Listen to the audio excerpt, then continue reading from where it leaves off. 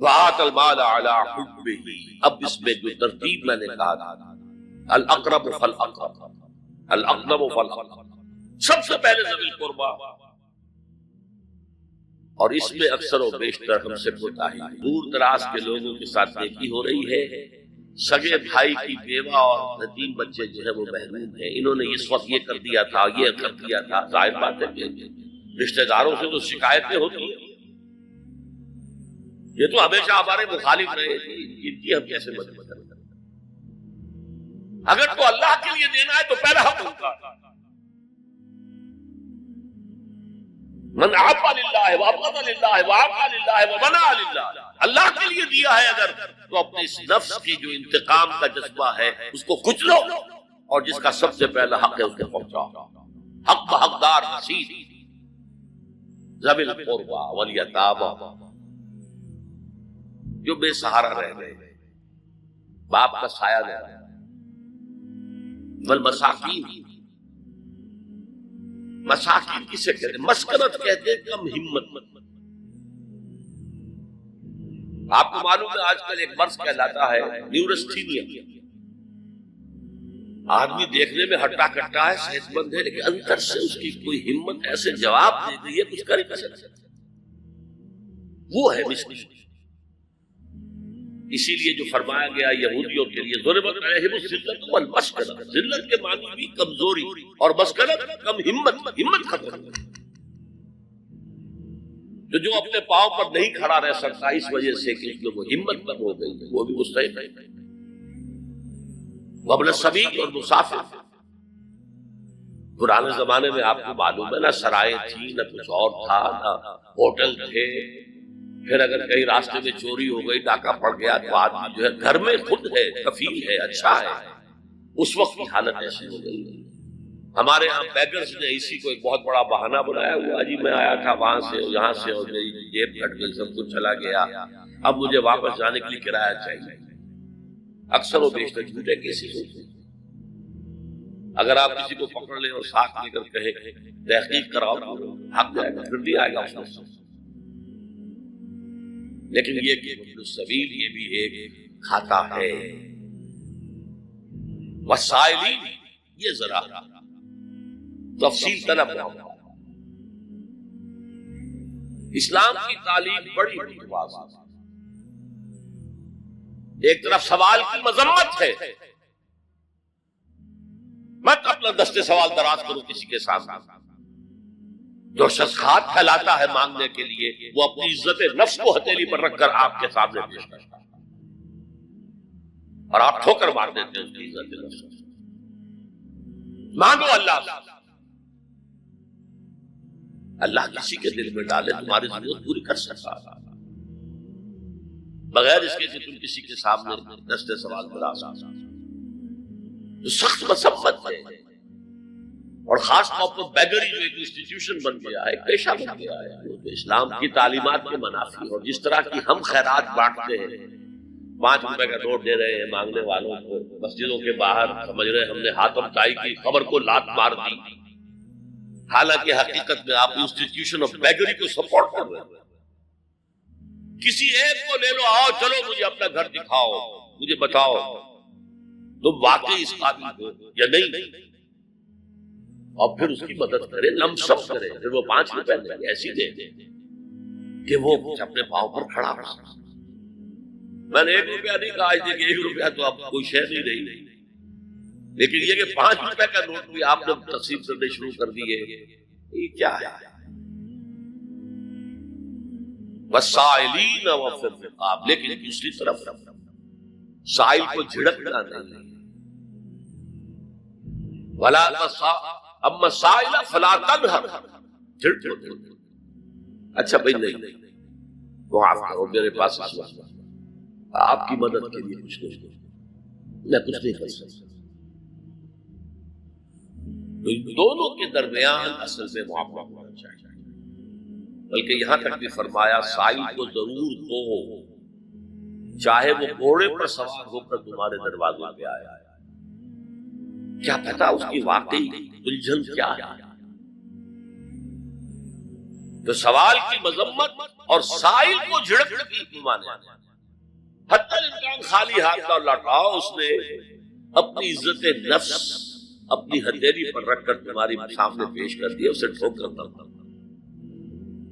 لیکن جیسا کہ میں نے عرض کیا, یہ انسٹیٹیوشن آف بیگری جو ہے یہ ایک علیحدہ شے ہے, بالکل اس کا اس سے کوئی تعلق نہیں. وفر رقاب, رقاب جمع ہے رقبہ, گردن. فک رقبۃ او اطعام فی یوم ذی مسغبۃ یتیما ذا مقربۃ او مسکینا ذا متربہ. فک رقبۃ, کسی کی گردن چھڑانا. اس وقت سب سے بڑی اپلیکیشن اس کی تھی غلاموں کو, کنیزوں کو اپنے پیسے سے خرید کر آزاد کرنا. بہت بڑی نیکی, بہت بڑی نیکی. اور حضرت ابو بکر رضی اللہ تعالیٰ عنہ کے دفتر فضائل میں سب سے اونچا کام یہ ہے کہ جن غلاموں کو, جن کنیزوں کو ستایا جا رہا تھا, their owners, their masters, ان کے آقا کو حق حاصل تھا, جو چاہے کریں ان کے ساتھ, قتل کرنے کوئی پوچھنے والا نہیں. یہ میں پہلے بھی عرض کر چکا ہوں. میری ملکیت ہے, جیسے میری بکری میری ملکیت ہے, میں نے اس کو ذبح کیا, گوشت کھا لیا, تو کون ہوتے ہو پوچھنے والے؟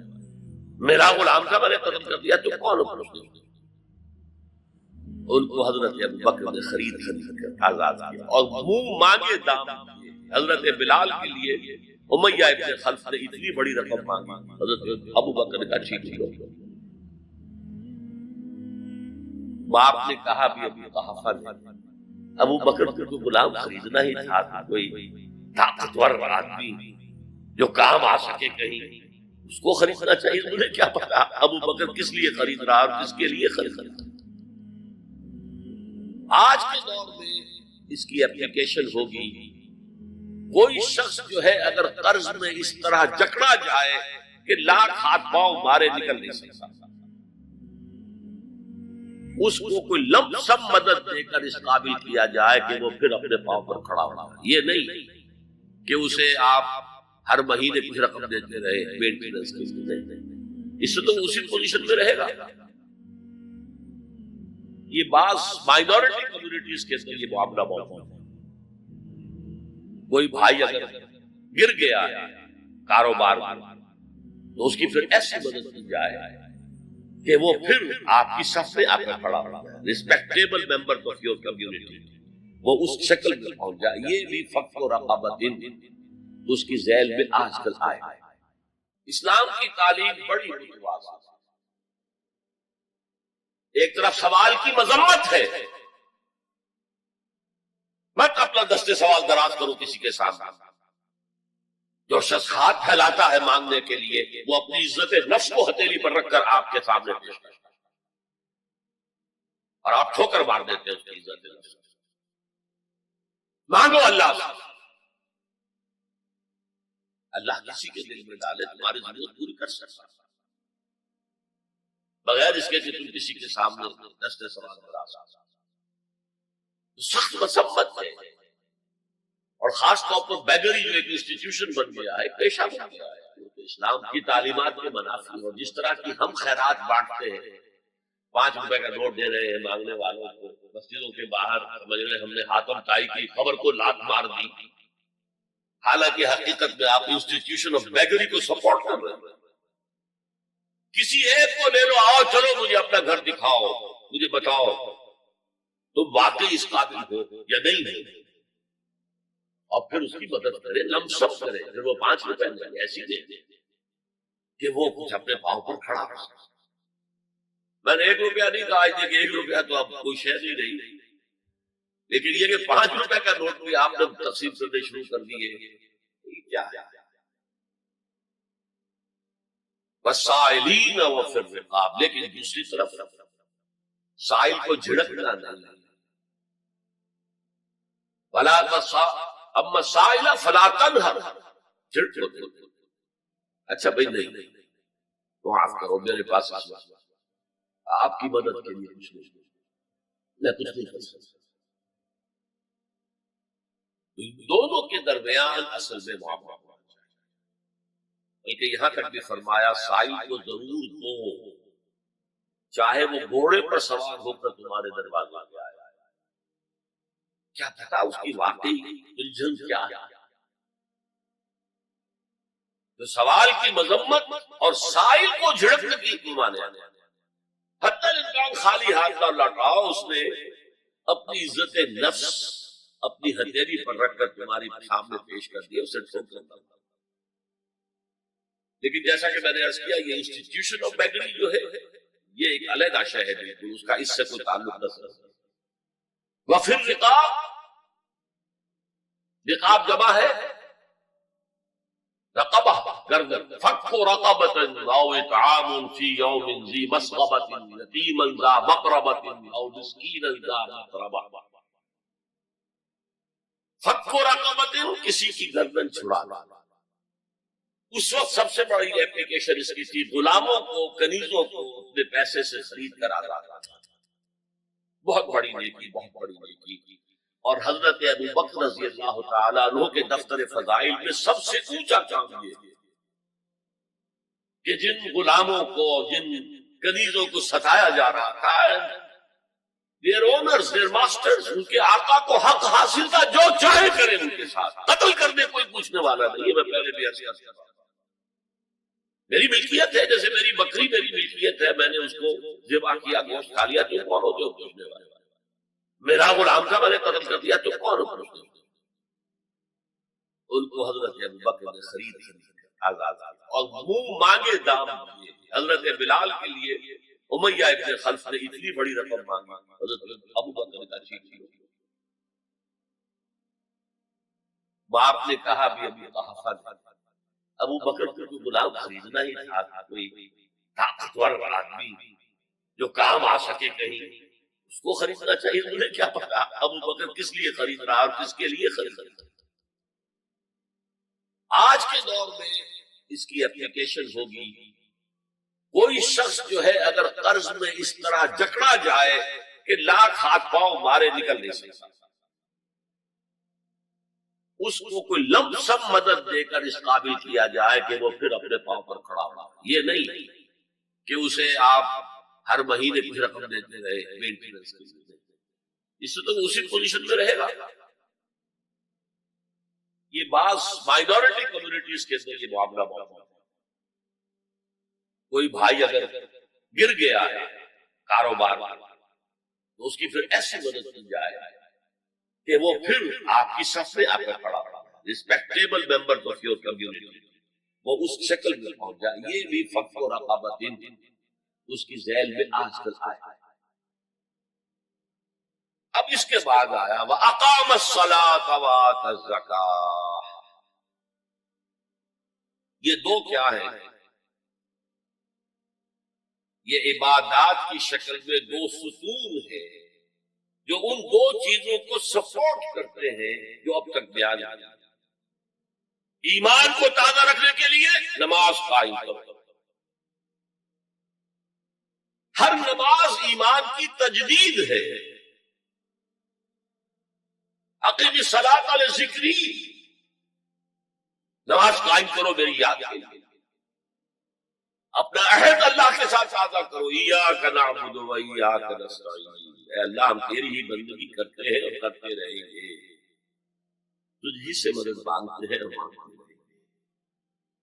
اپنے اس عہد بندگی کو تازہ, ایمان کو تازہ. الحمدللہ رب العالمین الرحمن الرحیم, ایمان باللہ تازہ, مالک یوم الدین, ایمان بالآخرہ تازہ. یہ ہے ایمان کو قائم رکھنے کے لیے, نیکی کی اس روح کو برقرار رکھنے کے لیے اللہ تعالیٰ کی طرف سے یہ ستون ہے. الصلاۃ عماد الدین, دین کا ستون ہے. اس بحث میں اس کا مقصد کیا ہے وہ میں نے بیان کر دیا. بعد میں کیوں آ رہا ہے, یعنی کہ اصل شے ہے ایمان, اور ایمان کو سپورٹ کرنے والا ستون ہے نماز. عملی نیکی میں اصل شے ہے ہمدردی, ہمدردی میں مال خرچ کرنا, اور اس کے لیے ستون ہے زکات. کم سے کم یہ 2.5% تو نکالو, بوتل کا کارک تو کھل جائے. پھر اور بھی دو، اور بھی دو، اور بھی دو۔ یہ تو obligatory ہے، یہ تو فرض ہے، یہ تو لازم ہے، لیکن مقصد اس کو جو سمجھ لیا بس یہی زکوٰۃ ہی ہمارے ذمے میں ہے، وہ بڑے موال والے۔ حضور نے فرمایا صلی اللہ علیہ وسلم ان فی المال حقا سوى الزکوٰۃ، اے مسلمانوں یہ نہ سمجھنا کہ بس زکوٰۃ ادا کر دی تو تمہارے مال کا سارا حق ادا ہو گیا۔ ان فی المال حقا سوى الزکوٰۃ، تمہارے اموال میں حق ہے اللہ کا زکوٰۃ کے علاوہ بھی۔ اور پھر آپ نے یہ آیت وَآتَ الْمَالَ عَلَىٰ حُبِّهِ ذَوِي الْقُرْبَىٰ وَالْيَتَامَىٰ وَالْمَسَاكِينَ وَابْنَ السَّبِيلِ وَالسَّائِلِينَ وَفِي الرِّقَابِ وَأَقَامَ الصَّلَاةَ وَآتَى الزَّكَاةَ۔ یہاں آتا زکوٰۃ تو ہے ہی ہے، اس سے پہلے جو آ رہا ہے یہ سرپلس ہے، اس سے آگے کی بات ہے، یہ ایڈیشنل ہے۔ اسی لیے جب انفقوا انفقوا انفقوا انفقوا انفقوا کی جو تکرار ہوتی ہے قرآن مجید میں، تو ایک جگہ پھر سوال کیا صحابہ نے کتنا خرچ کرے گا؟ فرمایا قل العفو، کہہ دو جو بھی ضرورت سے زائد دے ڈالو، don't accumulate, don't retain any thing.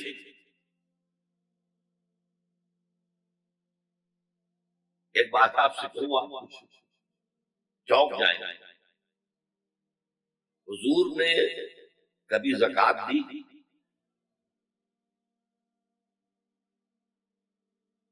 کبھی نصاب کے بقدر پیسہ آپ کے پاس جمع ہوا کہ آپ پر زکوٰۃ واجب ہوئی؟ ایسی عجیب بات، ارکان دین میں سے ایک رکن سرے سے غائب، کبھی آپ نے مال رکھا ہے؟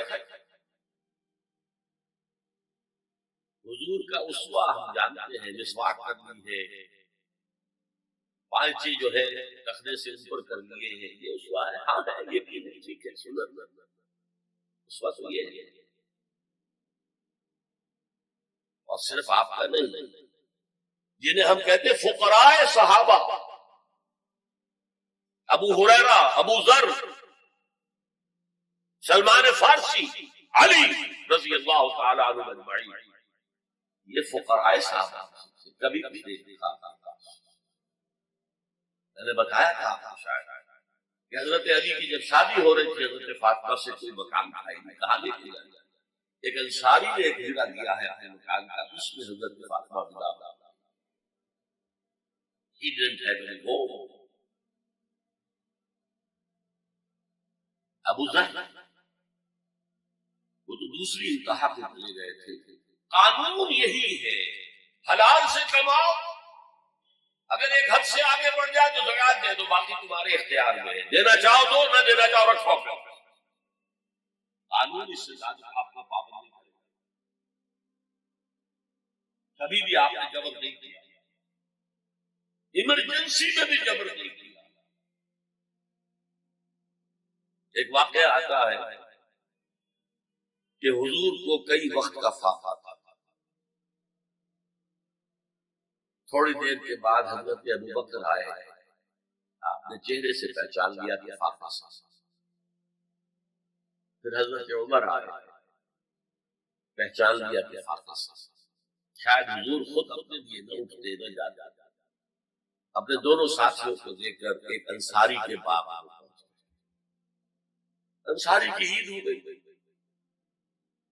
فوراً لا کر اس نے کچھ کھجوریں کچھ انگوروں کے گوشے رکھے، اس کے بعد وہ دوڑا چھری لے کے کسی جانور کو ذبح کر دیا۔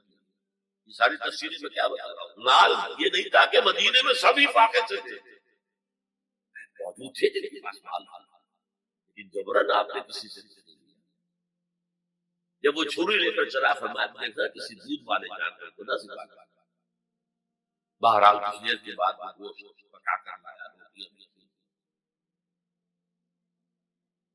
اس کے بعد حضور نے ایک روٹی پر چند روٹیاں دے کر کہا یہ عائشہ کو دے آؤ، اسے بھی کئی وقت کا فاقہ۔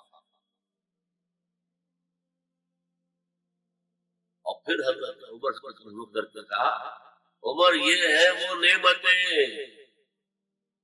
جس کا حساب دینا پڑے گا اللہ کا. فَأَمَّا بِنِعْمَةِ رَبِّكَ فَحَدِّثْ، اور یہ جو فرمایا گیا الہاکم التکاثر، نعمتوں کا حساب لیا گیا. وَلَتُسْأَلُنَّ يَوْمَئِذٍ عَنِ النَّعِيمِ، فرمایا یہ نعمت ہے. یہ ہے اصل میں انفاق کا معاملہ. آپ کے اس پر چھوڑ دیا گیا جتنا بھی آپ میں جذبہ ہے، جتنا بھی آخرت کا یقین ہے، اتنا ہی آپ پسند کریں گے کہ آخرت کے بینک میں جمع کرائیں، یہاں کے بینکوں میں کیوں جمع کرائیں؟ یہاں کتنا دے دیں گے آپ کو؟ 10%، 20%. وہاں 700% ملتا ہے. 700% نہیں، 7,000، 700 گنا. Why to keep it in these banks؟ حضرت مسیح کا جو پہاڑی کا واقعہ بہت مشہور ہے، سرمن آف دا ماؤنٹ، بڑے پیارے الفاظوں میں آپ سے اپنا تاثر عرض کیے بغیر نہیں رہ سکتا. جہاں تک مواعظ کا تعلق ہے، جو حضرت مسیح کے مواعظ آئے ہیں ان سے اونچے واعظ کوئی ممکن نہیں. اسی میں یہ جملہ بھی ہے، دیکھو اپنا مال زمین پر جمع نہ کرو، جہاں چوری بھی ہوتی ہے، ڈاکہ بھی ہوتا ہے، کیڑا بھی خراب ہوتا ہے.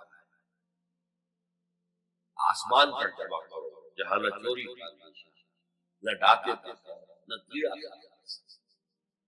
اس لیے کہ میں تجھ سے سچ کہتا ہوں کہ جہاں تمہارا مال ہوگا وہی تمہارا دل ہوگا. مال یہاں ہوگا تو دل اٹکا ہوا ہوگا، اور فرشتے اس طرح گھسیٹ کر کھینچیں گے آپ کی جان کو جیسے کہ سیخ پر سے کباب کھینچا جاتا ہے. اگر دل وہاں لگا ہوا ہے، جس کے لاکھوں کروڑوں ڈالر سوئس بینک میں جمع ہیں، اسے کہا جائے نکل جاؤ پاکستان سے، اسے کوئی تکلیف ہوگی، نکل جاؤ فلاں ملک سے، ملک بدل کر دیتے ہیں، کیا تکلیف؟ البتہ جس کا باہر کچھ نہ ہو اسے اگر یہ دی جائے اس کی تو جان پر بن جائے گا. زکوٰۃ حقیقت میں ہے کیا، اس کو سمجھ لیجیے. زکوٰۃ کے اعتبار سے بھی شریعت اسلامی کی روح سے مال جو ہے وہ دو قسم کا ہے. جیسے زمین میں نے عرض کیا دو قسم کی، خراجی عشری. ایسے ہی مال باطنی، اموال باطنی، اموال ظاہری. کسی شخص نے گھر میں کچھ پیسہ رکھا ہوا پس انداز کر کے، یہ اموال باطنی ہے. کسی نے زیور رکھا ہوا ہے، چلیے سونے کی ڈلی رکھ لی ہے کسی نے، کسی برے وقت کے لیے پتہ نہیں نوٹ جو ہے وہ تو دھیلے کے رہ جائے، جیسے کوئی دینار ہو گیا تھا، کہیں ایسی آفت نہ آ جائے تو تھوڑا سا سونا لے کر رکھ لے. یہ جو گھر میں چھپا ہوا مال ہے یہ اموال باطنی ہے. ان کی زکوٰۃ اسلامی ریاست نظام خلافت زبردستی نہیں لیتی، ورنہ تو گھر گھر جا کے جامع تلاشی کرنی پڑے گی، ٹرنک کھولنے ہوں گے، تکیے ادھیڑ کر دیکھنے ہوں گے کہیں کچھ رکھا ہوا تو نہیں ہے. اسلام کا نظام فطرت ہے. اموال باطنہ میں آپ کو آزادی ہے زکوٰۃ دیں جسے چاہے دیں، آپ کا اور اپنے رب کا معاملہ ہے، وہاں حساب جا کے دے دیجیے گا. اموال ظاہری کی زکوٰۃ جبرن لی جائے، وہ کیا ہے؟ یہ مال ہے جو دکانوں میں ہے، اموال تجارت. یہ فیکٹریاں ہیں جن میں فنش پروڈکٹ بھی ہے، خام مال بھی ہے. یہ بھیڑ بکریوں کے گلے ہیں، ہزار ہزار بھیڑ اور ہزار ہزار بکریاں، اونٹوں کی قطاریں. یہ ہے جو ظاہر مال ہے، سامنے ہے، کہاں چھپا کر لے جائیں گے؟ گودام بھی ہے تو وہ گھر تو نہیں ہے، گودام کی تلاشی ہو سکتی ہے، دکان کا حساب لگایا جا سکتا ہے. فیکٹری کے اندر اس کی زمین، اس کی مشین، اس کے ٹول ایگزمپٹ، اس پر زکوٰۃ نہیں. لیکن جو بھی مال ہے اس میں وہ دو شکلوں میں ہوگا، یا خام مال ہے، کپڑا بنانے کا کارخانہ ہے تو دھاگا پڑا ہے اتنے کروڑ کا، تیار کپڑا ہے اتنے کروڑ کا، اس کا 2.5% دے دیجیے. مال ہے 5 لاکھ کا، دکان کے اندر 2.5% دے دیجیے، مال ظاہر ہے. اور اس میں اس سے کوئی غرض نہیں کہ سال بھر میں آپ نے کچھ کمایا کہ گوایا. جب تک آپ نصاب کی حد سے اوپر ہیں، چاہے آپ کا اس سال میں آدھا مال گیا، 10 لاکھ کی مالیت تھی، اب آپ 5 لاکھ کے ہیں، لیکن 5 لاکھ پر بھی آپ کو 2.5% دینا ہے، چاہے کمایا ہو چاہے گوایا ہو. اور یہ ٹوٹل پر ہے، کسی اکاؤنٹنٹ کی ضرورت نہیں. جو تاریخ معین ہے جا کر دیکھیے کیا مال پڑا ہوا ہے، 2.5% حساب کر کے دیکھیے. اتنی رقم آئے گی. ابھی جو کہہ رہے تھے جنرل صاحب کہ یہ نعرہ بھٹو نے لگایا، یہ بالکل وہی بات ہے جو علامہ اقبال نے فرمائی ہے. مغربی تہذیب میں بھی ایک حصہ حق کا ہے، اگرچہ باطل نے اس کے اوپر پورا غلبہ حاصل کر لیا، لیکن حق کا حصہ اس میں بھی تھا. وہ کیا تھا؟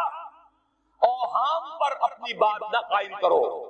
لا تقف ما ليس لك به علم ان السمع والبصر والفؤاد كل اولئك كان عنه مسؤولا.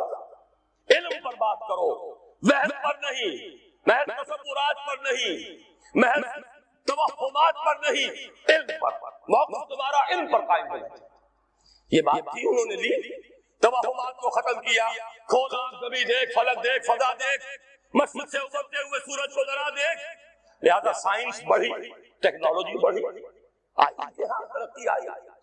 اسی طرح یہ سمجھ لیجئے روٹی کپڑا اور مکان کوئی کافرانہ نعرہ نہیں تھا، یہ افراد کا بنیادی حق ہے.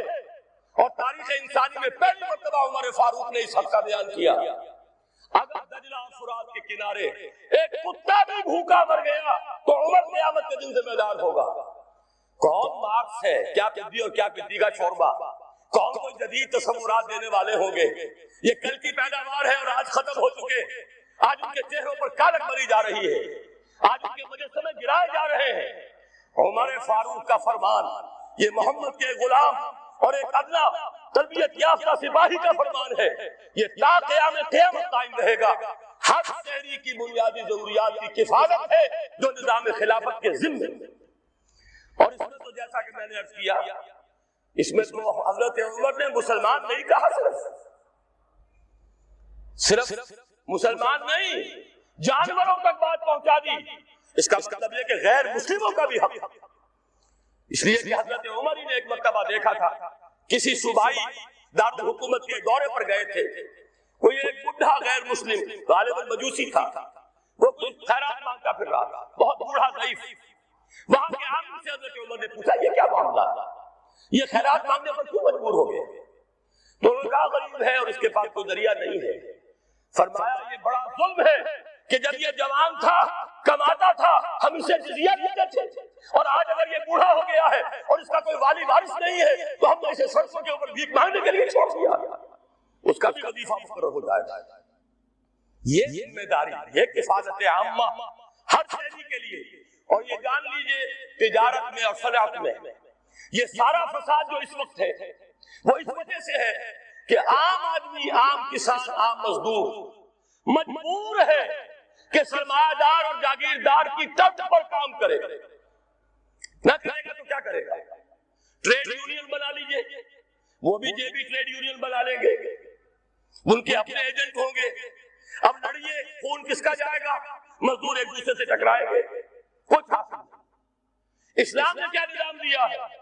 آپ غریب کو ضمانت دے دیجئے، اگر تمہیں صحیح ویج نہیں مل رہی، تمہیں صحیح مبادلہ نہیں مل رہا اپنی محنت کا، مت کام کرو. تمہیں بھوکا نہیں مرنے دیا جائے گا، تمہاری بنیادی ضروریات کی کفالت ریاست کرے گی. اب ہوئی برابر کی چوٹ. اگر کارخانے دار کہہ سکتا ہے کہ اگر آپ کو یہ چیز منظور ہے کام کیجئے ورنہ جائیے، سب چلے جائیں گے، میں لاک اپ کر دوں گا، کارخانہ بند کر دوں گا. لیکن یہ کہ مزدور اس وقت یہ نہیں کہہ سکتا. وہ تو کہے گا جناب اسی تنخواہ پر کام کروں گا، اس لیے کہ ایک دن کام نہ کرے شاید بچ جائے، 2 دن کام نہ کرے بچ جائے، تیسرے دن فاقہ آئے گا، اس کے پاس کھانے کو نہیں. لیکن اگر معلوم ہو میری ریاست خلافت اللہ فی الارض، وہ ضامن ہے، وہ رب العالمین ہے، اور اسی کی رب العالمین کا یہ مظہر ہے نظام خلافت. رحمت للعالمین کا سب سے بڑا مظہر محمد رسول اللہ، یہ نظام خلافت، یہ ضامن ہے، یہ مجھے بھوکا نہیں مرنے دے گا، یہ میرے بچوں کے لیے کوئی نہ کوئی چھت ضرور فراہم کرے گا. تو پھر اس کے پاس بھی بارگیننگ پاور ہے، وہ بھی قدم جما کر بات کرے گا کہ جناب یہ بھیج دیتے ہیں تو کام کروں گا ورنہ نہیں کروں گا. یہ ہے جو آسان ترین حل ہے. باقی یہ کہ جبر کیا تھا روس نے، اس کا حشر دیکھ لیا. اور سرمایہ دارانہ نظام اس وقت وہ بڑا خوش ہے، اس کے ڈنکے بج رہے ہیں، اس کی فتح ہو گئی. سب سے بڑا دشمن سرنگو ہے، وہ تو سجدہ کیے ہوئے ہے. لیکن یہ کہ واقعہ یہ ہے سرمایہ دارانہ نظام کے اندر جو کنٹرڈکشنز ہیں، جو تضادات ہیں، اب وہ ظاہر ہو گئے. جب باہر مقابلہ تھا اندر کی لڑائی ختم تھی، اب اندر سے فساد ابھرے گا، اندر سے ایکسپلوژن ہوں گے. یہ غیر فطری نظام، یہ غیر انسانی نظام، یہ غیر معقول نظام ختم ہو کر رہے گا. کاش کہ اس کی جگہ صحیح، معتدل، متوازن، عادلانہ نظام خلافت، اس کا کوئی نمونہ ہم دنیا کے سامنے پیش کر سکیں. اس وقت پوری دنیا کی طرف ہماری ذمہ داری ہے. سارے نوع انسانی کے ہم مقروض ہیں کہ ہمارے پاس ہدایت ہے، لیکن ہم اس پر خزانے کا سانپ بن کر بیٹھے ہوئے ہیں، نہ خود عمل کرتے ہیں نہ دوسروں کے سامنے نمونہ پیش کرتے ہیں. یہ خلافت کی تحریک اسی لیے ہے، یہ سارے نظام کا بدلنا پیش نظر